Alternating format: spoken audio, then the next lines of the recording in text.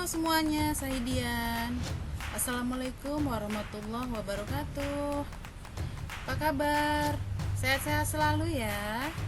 Selalu jaga kesehatan, kemudian selalu semangat untuk senantiasa belajar. Oke, pada kesempatan hari ini Ibu akan membahas mengenai grooming dan attitude. Apa sih itu grooming? Ya, pasti kalian sudah pernah dengar ya. Mungkin pernah baca, mungkin pernah beberapa dosen juga membahas masalah grooming. Kemudian juga pernah melihat di media sosial. Apa sih itu grooming?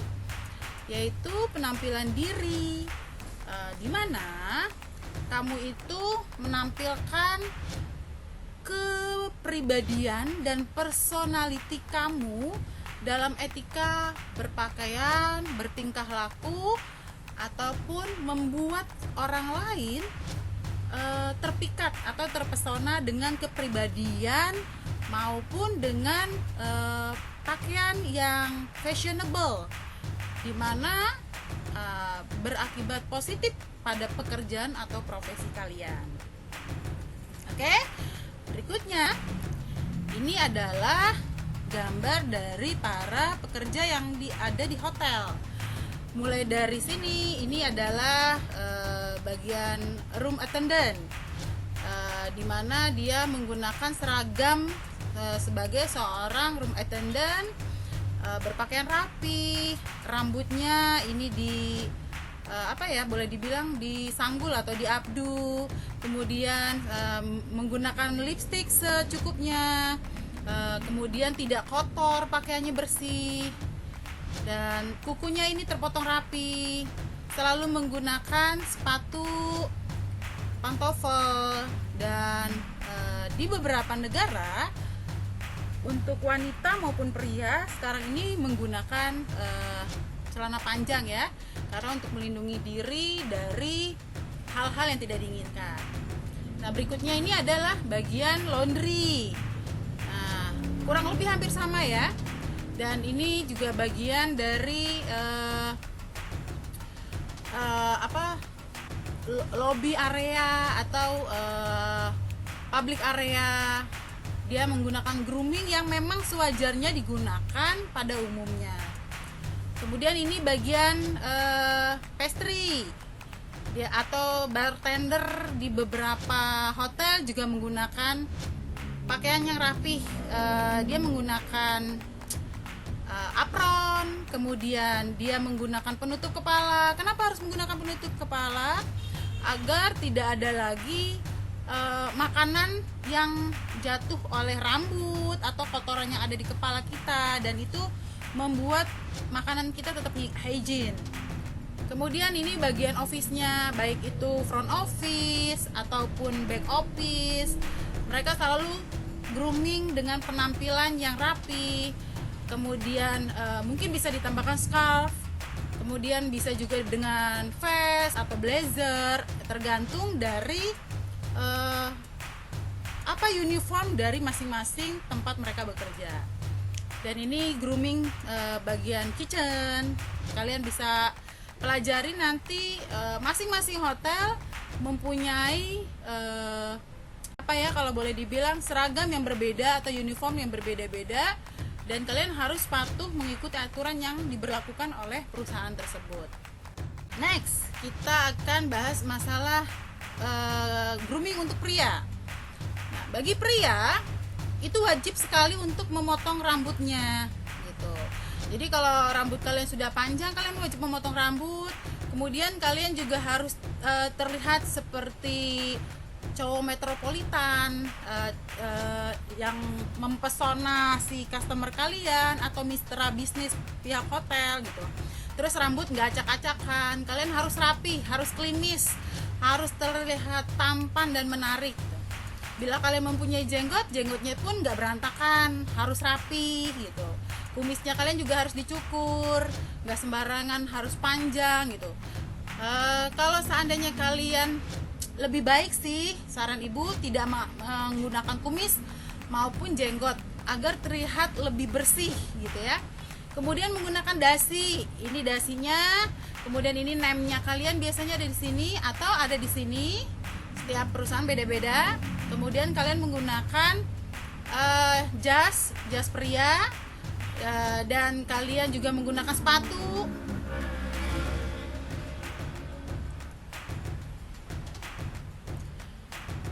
Kemudian selain kalian menggunakan sepatu, kalian harus menggunakan kaos kaki. Kenapa? Karena supaya menghindari dari beberapa orang yang menggunakan kaos kaki itu bau ya. Dan kalian harus pastikan bahwa kaos kaki yang kalian gunakan itu bebas dari bau. Dan kalian harus rajin menggunting kuku. Dan sangat tidak dianjurkan bagi pria itu mewarnai kukunya mereka. Ya, harus kalian perhatikan, tidak diperbolehkan, bahkan beberapa hotel itu tidak diperbolehkan untuk mewarnai kuku.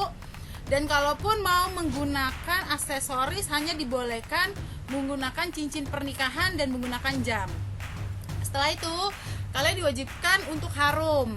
Jangan sampai nanti kalian ketemu customer hotel mengeluarkan aroma yang tidak sedap, baik itu mulai dari aroma mulut saat berbicara ataupun aroma dari badan kalian yang tidak enak gitu.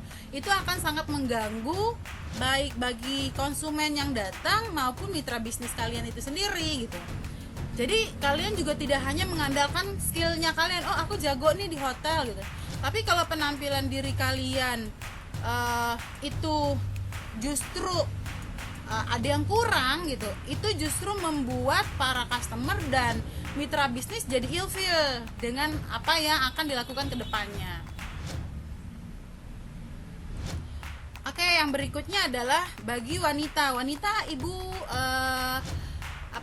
ibu sajikan 2 orang wanita, yang satu tidak menggunakan hijab, yang satu lagi menggunakan hijab. Nah, umumnya dan seharusnya yang tidak menggunakan hijab ini biasanya di bagian front office gitu. Kalau untuk di hotel ataupun di pariwisata, mereka biasanya bagian depan. Entah itu customer service, entah itu resepsionis. Intinya mereka yang menangani bagian depan. Namun bila kalian menggunakan hijab, ini biasanya kalian bekerja di bagian back office.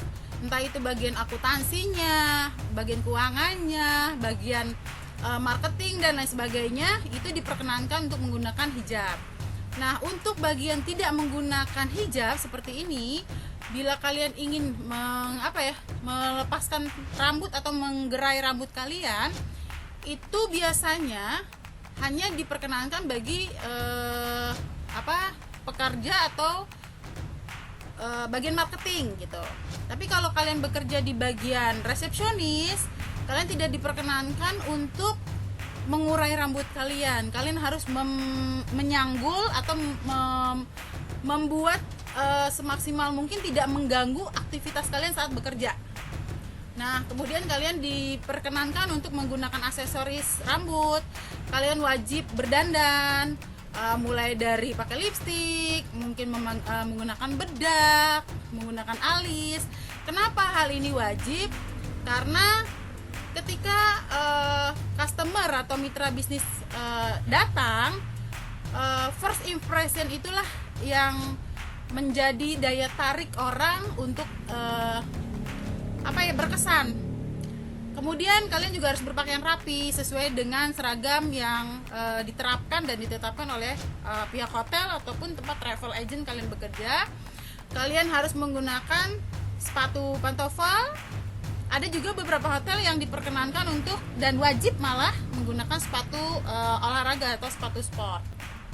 Kemudian kalian harus tetap wangi. Intinya aroma wangi itu adalah hal yang mutlak dan tidak boleh dilanggar karena kalian memberikan jasa servis. Kemudian bagi yang berhijabnya untuk tidak mengganggu aktivitas daripada kegiatan kalian selama bekerja di hotel maupun di travel. Kemudian semaksimal mungkin kalian harus terlihat fashionable. Kenapa? Ya, baik yang tidak berhijab maupun yang berhijab memang wajib sekali kalau kita bekerja di bidang servis untuk menggunakan pakaian yang enak dan layak dilihat oleh konsumen maupun mitra bisnis kita. Oke, di sini sebelum masuk ke attitude, hal-hal yang perlu ibu tambahkan lagi bahwa ketika kalian berpakaian yang rapi, menarik, terlihat good looking, selain itu juga harus ramah kepada pelanggan, itu adalah salah satu pelayanan yang kita berikan agar pelanggan puas dengan servis yang kita jual. Nah, dengan grooming itu akan membuat kita semakin percaya diri. Kenapa? Karena penggunaan pakaian yang tepat, warna yang sesuai dengan lingkungan kerja, serta mengikuti tren fashion terbaru, itu artinya Anda sudah melakukan grooming dan Anda tidak hanya memberikan pesona bagi customer atau mitra bisnis, tapi juga berimbas positif terhadap perusahaan tempat kalian bekerja gitu. Kenapa? Karena grooming yang kalian lakukan, baik itu mulai dari front office hingga back office maupun kitchen maupun bagian pantry, itu membuat citra perusahaan lebih meningkat lagi. Contoh nih, kayak karyawan bank gitu kan, ada hari-hari tertentu di bank tertentu itu menggunakan pakaian seragam batik gitu. Kenapa ini dilakukan? Mereka menggunakan seragam batik, ada yang hari Selasa, ada yang hari Rabu gitu. Itu menjadi momentum bagi customer yang datang untuk melihat, wah, bank ini rapi ya, cinta nasional, sangat nasionalis sekali gitu, cinta Indonesia. Kemudian mereka juga menarik perhatian, kemudian keramah tamahan yang diberikan, kemudian dari pelayanannya, kemudian dari personanya gitu. Nah, etika ini perlu diterapkan, tidak hanya sampai di situ, tapi kalian juga harus menerapkan juga dengan bentuk salam, ucapan terima kasih karena telah berkunjung, selamat datang kembali. Itu membuat konsumen atau mitra bisnis merasa dihargai oleh kita sebagai pekerja dari perusahaan tempat tersebut. Nah, dengan grooming, tubuh kita tuh semakin sehat. Kenapa? Contoh nih,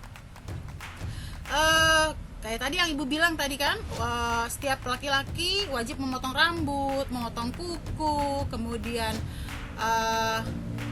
bagi perempuan wajib berias, terus perempuan diperbolehkan untuk menggunakan kutek pewarna kutek untuk kuku gitu ya. Ini adalah salah satu bentuk grooming for men or women. Jadi hal ini dilakukan agar kita menciptakan vibes atau aura yang positif bagi lingkungan maupun bagi konsumen mitra bisnis, sehingga berimbas pada peningkatan karir kalian, jenjang karir kalian. Otomatis karir kalian akan dilihat oleh para atasan dan akan meningkat, dan juga kalian akan bangga akan diri kalian bahwa kalian telah melakukan perubahan. Keluarga kalian juga akan merasa senang gitu ya. Misalnya dulu kalian yang suka acak-acakan, yang masa bodoh gitu, tapi ketika kalian sudah mulai grooming, kalian mulai fashionable gitu, ini juga selain boleh menjadi sebuah prestis bagi diri kalian sendiri, juga untuk memikat lawan jenis kalian, mungkin bagi kalian yang jomblo saat ini. Oke, kita next ya. Berikutnya adalah attitude. Pasti pernah dengar lah ya. Tolong attitude kalian dijaga. Tolong kalian beretika dimanapun kalian berada. Mengapa attitude ini penting? Karena attitude ini adalah salah satu sikap yang wajib ditunjukkan dengan semangat yang tinggi, terutama bagi perusahaan tempat kalian bekerja, dan memberikan nilai moral yang baik untuk menciptakan good employee sebagai branding perusahaan tersebut di mata publik gitu. Kenapa harus menjadi seorang good employee? Ya karena kalian bekerja kan ujung-ujungnya butuh uang kan. Kalau kalian beretika tidak baik, akhirnya merugikan perusahaan gitu ya, citra perusahaan turun gitu. Bagaimana perusahaan mendapatkan nilai ekonomis gitu. Tapi kalau kalian menjadi seseorang yang berpenampilan menarik, kalian menguntungkan perusahaan, perusahaan pun tidak akan sungkan-sungkan untuk memberikan nilai servis atau nilai charge komisi lebih kepada kalian akibat dari personalitinya kalian gitu. Nanti kalian bisa rasakan deh ketika kalian bekerja dengan good attitude dengan bad attitude, itu umumnya good attitude seorang hotelier maupun tourism itu akan memberikan efek baik yang entah itu jenjang karir, entah itu pendapatan kalian, itu nanti akan kalian rasakan sendiri gitu. Untuk saat ini kalau ibu bercerita nanti kalian pikir ibu halu gitu kan, ibu hanya mengada-ada gitu. Tapi hari ini wajib kalian terapkan dari sekarang agar tercipta ketika kalian sudah terjun ke lapangan. Oke. Apa saja sih yang menjadi attitude itu sendiri? Yang pertama, sebagai seorang karyawan yang bekerja di setiap perusahaan, apalagi nanti kalian jadi anak baru, udah pasti tuh kalian akan banyak menerima kritikan, kalian akan menerima banyak masukan gitu. Kalian jangan down atau kalian jangan emosi ketika kalian dikritik, seperti orang yang ada di gambar ini gitu kan. Walaupun dia dikritik, walaupun dia dicaci maki dan lain sebagainya oleh atasannya ataupun oleh karyawan yang satu divisi gitu kan, terima aja kritikan tersebut dengan terbuka. Kemudian kalau memang mau benar ataupun salah, hal utama adalah kalian minta maaf kalau kalian telah melakukan pekerjaan kalian gitu. Mungkin selama ini nih kalian lelet dalam bekerja gitu kan, atau kalian sering tidak sesuai deadline gitu. Kemudian ketika kalian dapat kritikan ataupun dapat saran dan lain sebagainya, kalian harus berterima kasih kepada orang yang memberikan kritikan. Kenapa? Dengan orang yang memberikan kritikan artinya mereka tuh peduli, mereka tuh perhatian sama kalian gitu. Karena ketika orang sudah nggak peduli, itu ujung-ujungnya kalian bukannya menjadi lebih baik, namun kalian bisa jadi besoknya terima SP 1, 2, 3. Alhasil itu berakibat buruk gitu. Jadi bersyukurlah kalian kalau kalian mendapatkan kritik yang membangun untuk diri kalian. Kemudian tidak ada salahnya kalian juga mengajukan pertanyaan kepada orang yang mengkritik kalian. Apa kesalahan kalian gitu? Tujuannya agar saya dapat memperbaikinya dan tidak mengulangi kesalahan tersebut untuk yang kedua kali ataupun yang kesekian kalinya gitu. Kalian wajib nanya gitu. Karena kalau kalian nggak nanya, kalian nggak tahu apa yang harus kalian perbaiki gitu. Ya. Kemudian kalian jadilah pendengar yang baik gitu. Dengarkan apapun kritikan tersebut, kalian wajib mendengarkan. Kenapa ibu bilang harus didengerin? Kalian resapi. Kalau kalian merasa ternyata hanya kesalahannya sedikit, oke, artinya besok kalian mulai detail lagi gitu. Kita kalau dikritik itu jangan merasa kita paling benar dan langsung melakukan pembelaan dan langsung memotong pembicaraan dan lain sebagainya. Lebih baik mendengarkan, kemudian kita resapi. Kalau memang kritikannya itu benar-benar kesalahan fatal kita rubah. Tapi sekiranya dia ternyata tidak melihat pekerjaan saya seperti itu, ya udah kita diemin aja dulu, kita keep dulu. Mungkin orang itu udah terlalu bertumpuk-tumpuk marahnya dengan kalian gitu, sehingga jadi membabi buta ketika marah gitu kan. Nah, ketika kalian dikritik pastikan kalian udah panik, udah gitu emosi, terus kalian stres, down, drop gitu. Hal yang harus kalian lakukan adalah tarik nafas dalam-dalam, atur pernapasan kalian semaksimal mungkin, dan lakukan pernapasan ini dengan sebaik mungkin. Tujuannya apa? Untuk meredam rasa ketakutan kalian, kepanikan kalian, dan untuk supaya si pengkritik tidak lagi terlalu meledak-ledak ketika ingin mengkritik kalian. Ya, jadi sebaiknya kalian bernafas saja dengan santai, dengan rileks, atur pernapasan kalian semaksimal mungkin gitu.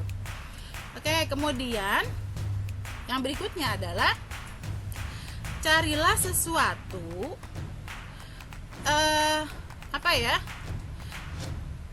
untuk menghargai orang yang mengkritik itu yang dapat kamu setujui gitu.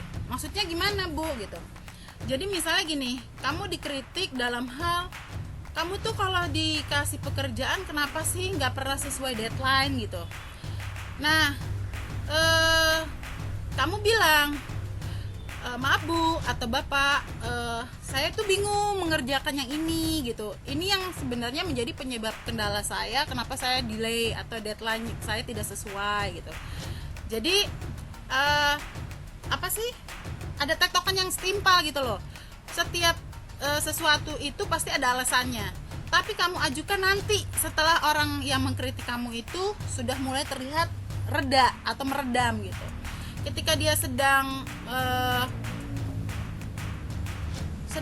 emosi, baiknya kalian tidak memotong pembicaraan orang tersebut. Oke. Berikutnya adalah menghargai waktu. Nah, ini nih orang Indonesia pada umumnya. Jangankan orang Indonesia, kayak kalian nih kemarin Ibu kasih tugas untuk mengerjakan review tempat wisata, kuliner atau lain sebagainya. Ibu kasih deadline, tapi masih aja banyak yang merasa, Bu boleh nggak deadline-nya diundur, Bu boleh nggak saya ngerjain hari ini dan hari itu, Bu saya tuh capek Bu, soalnya saya habis kegiatan BEM, Bu saya kemarin habis A, B, C, Z. Aduh, sebenarnya itu semua itu terjadi karena kalian tidak bisa mengatur dan mengorganisir kegiatan kalian. Kalau kalian dapat tugas apapun, baik itu dari atasan kalian, dari dosen kalian, guru kalian, siapapun itu, kalian atur gitu loh, kalian schedulekan gitu. Oh iya, besok saya harus keluar, tapi saya juga mau ikut kegiatan ini. Kondisi saya, fisik saya gimana nih? Kalian harus bisa ngukur diri kalian gitu loh. Oh, fisik saya kuat, artinya saya bisa mengikuti kegiatan yang menjadi hobi saya. Ketika kamu hal yang wajib kamu tinggalkan dan kamu hal yang hanya sekedar main-main kamu utamakan, efeknya adalah yaitu kalian selalu aja untuk meminta dispensasi dan lain sebagainya. Kenapa Ibu kasih deadline? Ibu pengen tahu nih siapa-siapa aja sih anak-anak atau mahasiswa yang suka mengulur-ngulur waktu, yang tidak pernah fokus untuk menyelesaikan tugas yang diberikan, karena ini berimbas pada pekerjaan kalian di masa depan gitu. Jadi ketika kalian bekerja, kalian pasti akan sering terlambat. Karena apa? Karena sekarang aja kalian dikasih tugas untuk deadline 1 minggu, kalian mengulur waktu gitu.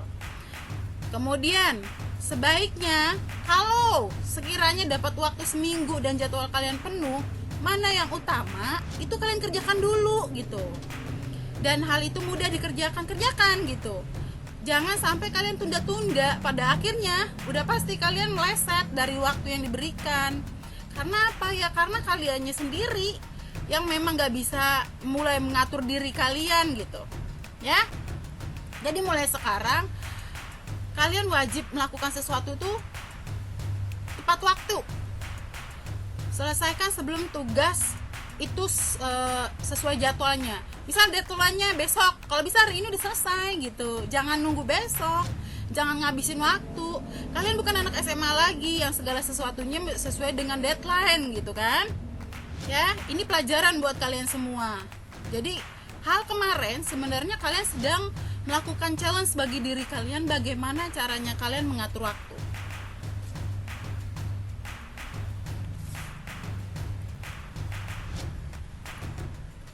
Berikutnya adalah menghormati rekan kerja. Ini nih yang paling penting. Rekan kerja adalah orang-orang yang ada di sekitar kalian, baik senang, susah, dan lain sebagainya. Suka nggak suka, kalian harus hidup dan tinggal bersama selama minimal 8 jam ke depan, gitu kan. Apalagi kalian nanti kerja di hotel atau kerja di pariwisata, bisa jadi 24 jam kalian berada di tempat kerja yang sama gitu. Hal-hal apa saja sih yang wajib dilakukan bagi menghormati rekan kerja gitu? Yang pertama, kalian tuh harus punya sopan santun, baik itu sama yang di bawah kalian, sama yang seumuran dengan kalian, apalagi dengan atasannya kalian gitu. Ya kecuali, ya nggak ada kecuali sih yang namanya sopan santun sebenarnya. Kalian punya perusahaan pun kalau kalian nggak sopan santun sama karyawan kalian, alhasil kalian ditinggalin karyawan, atau alhasil kalian usahanya ditipu terus sama karyawan gitu. Pasti karyawan akan ngerasa gini, abis bos saya jahat sih sama saya gitu, nggak pernah punya sopan santun kalau bicara, kalau ngasih kerjaan dan lain sebagainya gitu. Nah, oleh karenanya latihlah diri kalian sopan santun mulai dari sekarang. Santun terhadap orang tua, terhadap kakak, terhadap ART-nya kalian, ataupun orang-orang yang ada di sekitar kalian lah. Kalau kalian selama ini seperti seorang sultan atau seperti seorang ratu di dalam rumah, ingat, kalian butuh orang lain ya. Yang kedua, hormat terhadap orang lain. Maksudnya hormat itu apa ya? Bukan seperti kalian menghormati bendera ya. Contohnya gini, ketika kalian berada di dalam sebuah meeting atau rapat kerja dengan semua divisi gitu, ini baik atasan kalian, teman kalian, mitra bisnis kalian gitu. Ketika kalian tidak terlambat datang di acara rapat, kemudian kalian bisa mempresentasikan hal-hal yang klien inginkan atau mitra bisnis inginkan gitu, itu adalah salah satu bentuk hormat terhadap permintaan orang lain gitu. Kemudian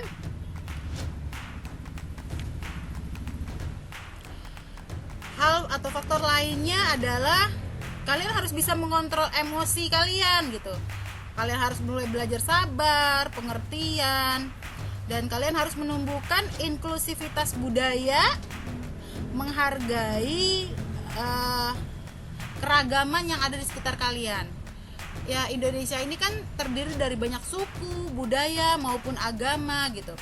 Jangan pernah yang namanya kalian bekerja karena rasis.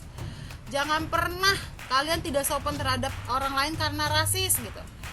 Ingat, Indonesia itu penuh dengan keragaman. Jadi hilangkan yang namanya sifat rasisme. Ya.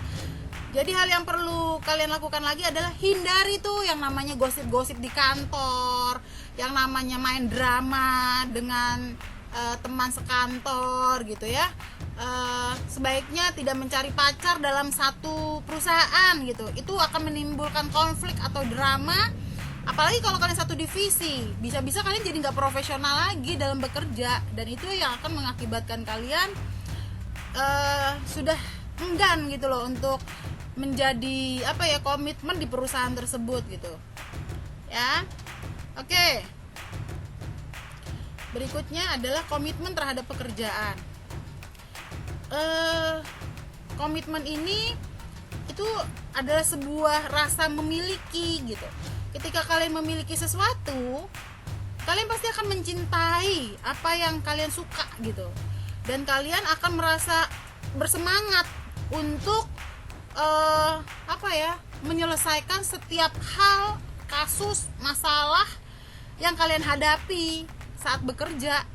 Jadi kalau kalian udah cinta, kalian udah memiliki gitu, apapun akan kalian selesaikan dengan happy gitu. Jadi memiliki rasa untuk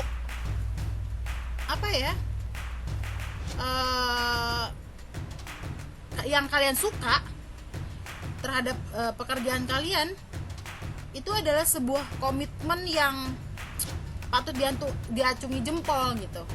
Karena ketika kalian komit untuk terhadap suatu hal, finally pekerjaan kalian pasti akan jauh lebih baik dibandingkan orang yang bekerja hanya mencari duit. Ingat ya, duit itu butuh kita cari gitu. Tapi kecintaan dan loyalitas kita terhadap pekerjaan itulah yang membuat duit mengejar kita. Oke, lembar berikutnya, mampu bekerja sama dengan tim. Ya, seperti yang tadi saya bilang, bahwa ketika kalian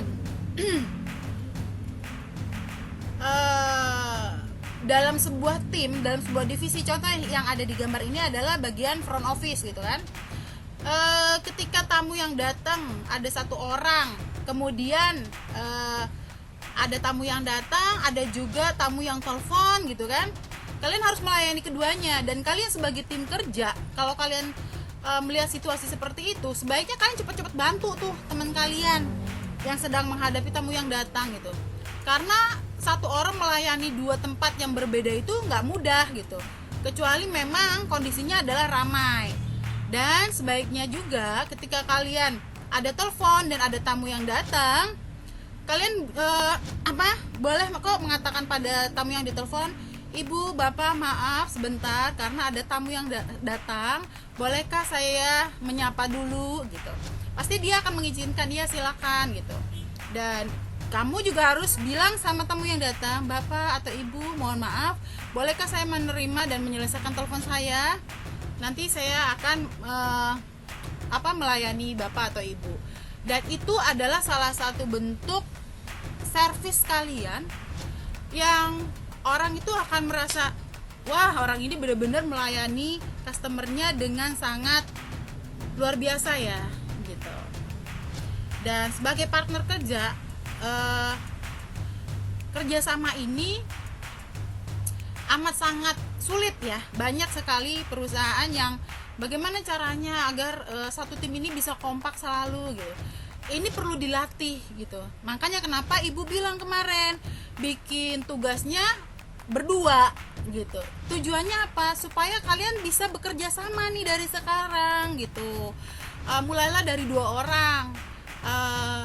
Yang satu mungkin bagian videoi, yang satu bagian ngedit, yang satu bisa jadi modelnya, atau kalian bawa teman lain kalau dua-duanya pengen tampil, silakan aja gitu. Karena dengan berpartner itu adalah kalian sudah melatih diri kalian bagaimana caranya bekerja sama dengan tim kerja kalian gitu ya. Oke, berikutnya adalah jadilah ahli di bidangnya. Nah, makanya kemarin Ibu sempat tanya satu persatu, kamu mau bidang apa, jurusan apa, pengen jadi apa akhirnya nanti. Bu, saya pengen jadi chef. Ya udah, fokus dari sekarang jadi seorang chef. Chef itu apa yang harus dilakukan gitu. Ya harus latihan masak, ya harus latihan bagaimana caranya nyalain kompor mungkin, atau bagaimana caranya mencampur atau mix bahan-bahan baku. Kemudian bagaimana caranya oven, caranya mengukus dan lain sebagainya. Itu harus kalian latih dari sekarang gitu. Makanya kenapa Ibu bilang anak UVW fokusnya sebaiknya ke bagian travel, karena hal itu yang harus kalian lakukan.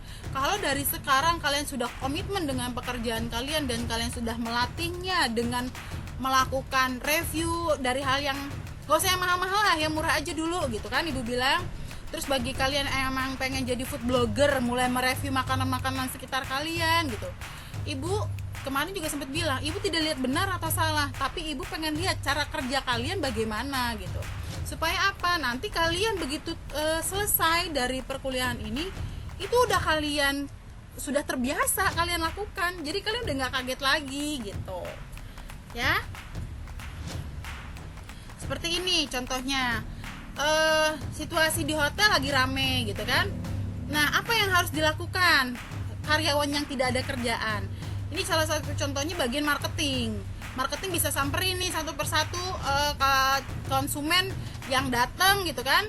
daripada antrian panjang dia samperin, kemudian dia lobby dengan program yang ada di hotel. Mungkin di hotel ada program, Pak Bu, ini kita ada tempat golf, mungkin daripada selain bisnis di sini bisa meluangkan waktunya untuk bermain golf di hotel kami, kita siapkan mobil caddy-nya dan lain sebagainya. Banyak hal-hal yang bisa kalian tawarkan selain kalian hanya menjual kamar gitu. Nah, ini adalah salah satu orang yang ahli di bidangnya, pinter melihat peluang gitu kan. Makanya kalian harus melatih dari sekarang gitu. Berikutnya adalah table manner. Kenapa sih penting untuk bisa melakukan table manner? Penting banget. Ya mungkin bagi sebagian orang di Indonesia aja nih, adat manapun itu pasti ada yang namanya tradisi makan dengan keluarga gitu. Mungkin bagi yang muslim di hari lebaran makan ketupat bareng gitu kan, duduk bareng. Ada yang makannya, ada yang duduknya seperti duduk di lantai gitu kan. Ada juga yang duduk di bangku sama-sama, ada yang duduk di meja gitu kan. Ada juga yang bagi yang beragama non muslim misalnya seperti melakukan Natalan. Kemudian bagi agama Buddha tahun baru Imlek gitu, melakukan makan bersama. Terus tidak boleh makan sebelum berdoa. Itu adalah sebuah etika atau table manner. Itu ada aturannya gitu. Nah, apalagi kita bekerja di hotel, pariwisata atau manapun, kita wajib menguasai yang namanya ilmu table manner. Bagaimana cara menggunakan? Contohnya di sini nih. Di sini kenapa garpunya banyak? Kenapa pisaunya juga banyak dan sendoknya tuh pun sebenarnya ini masih ada kurang gitu ya. Cuman Ibu ambil contohnya aja. Sendoknya pun banyak sebenarnya. Mulai ada yang sendoknya kecil, ada yang bentuknya kayak centong, ada yang bentuknya ceper dan lain sebagainya, itu banyak banget gitu. Nah, kegunaannya itu pun beda-beda. Nah, ini kalian harus pelajari yang namanya table manner. Nah, ini gelas juga banyak, ada yang gelas kecil, ada yang gelas besar, ada yang gelas tapi Bu bentuknya sama, memang bentuknya sama gitu. Tapi kegunaannya beda-beda. Ada yang kegunaannya untuk minum air putih, ada yang minum jus, ada yang mungkin untuk wine, ada yang mocktail, koktail dan lain sebagainya gitu. Jadi kenapa penting untuk belajar table manner ini? Karena ketika kalian makan dan mempunyai etika yang baik dalam menggunakan alat atau perlengkapan makan ini akan diperhatikan oleh mitra bisnis kalian. Ini akan diperhatikan oleh klien kalian. Apakah kalian kedepannya nih, bila mana diberikan tugas atau diberikan kepercayaan, kalian bisa nggak punya attitude atau etikanya dalam bekerja gitu. Jadi ketika kalian bisa melakukan table manner aja kalian bagus gitu, berarti kalian nanti bekerja attitude kalian pun akan mengikuti itu gitu. Kalau ada kekurangan ya kalian belajar lagi gimana caranya supaya tidak ada kekurangan gitu. Cara megang sendok aja beda gitu. Jadi ujung akhir dari table manner ini umumnya adalah pada dealing bisnis kalau kita yang bekerja di industri perhotelan maupun pariwisata. Oke. Yang berikutnya dan yang terakhir, mulailah untuk membentuk attitude dari sekarang dengan 3 hal. Apa aja sih hal tersebut? Kalian pasti sering denger lah ini gitu.